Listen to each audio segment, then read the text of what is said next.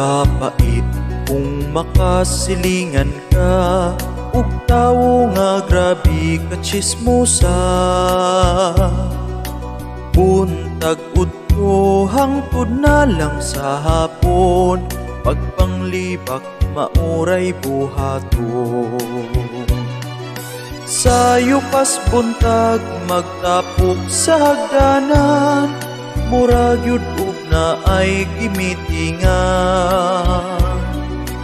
Ako in town magpakahilom na lang, para sa kalinaw sa tanan.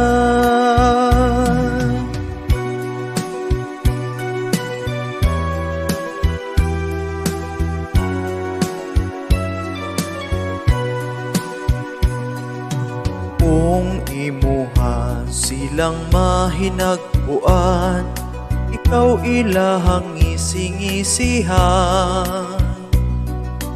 Pero kung ikaw makatalikod na, magtuto kay maghunghungay sila. Wa man unta ko'y bating binuhatan, nganong ila kong hilabtan. Ang istorya kuhaan ug dungagan, puros bakat way ka matuuran.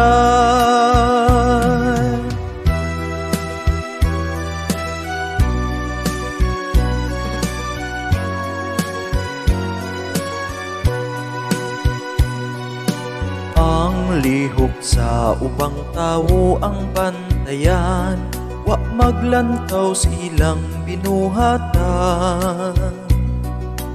Kung angayan ba sila nga sulundon, kung dili ba utrong sa lawayon. Ang maayo nimo nga binuhatan, dili yun nila makitaan. Kay ang sayop maura ang bantayan, himuon pa kang dautan.